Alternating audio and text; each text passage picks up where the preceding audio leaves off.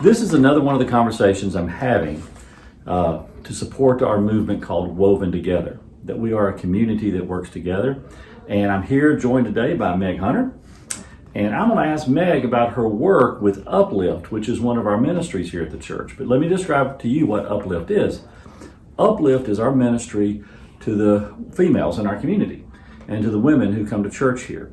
And so I'll begin with this. How'd you get involved with Uplift?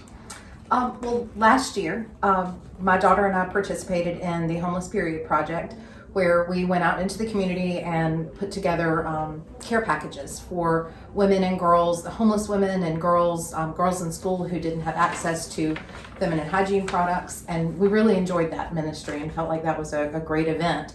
And so when it was time to sign up for things to be a part of and ways to serve this year, I remembered that and I really wanted to be a part of a group that is doing more stuff like that in our community. Okay.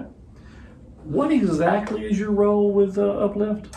I'm part of the leadership committee, and so there's several of us that meet. I think we've met 3 times this year, but we sit down and we kind of have some ideas of things that we want to put together.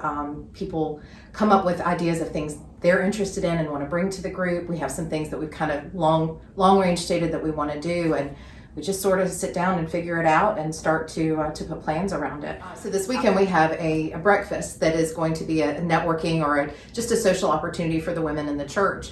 And so this past week we've had a couple of rounds of text messages. Who's going to Costco and who's grabbing this, and we have everything in place. And so that's the way that we manage, and I'm just part of that leadership team. And y'all have coffees together sometimes. We do. We try to do that every other month at least. And then you have these periodic teas, I guess you call them.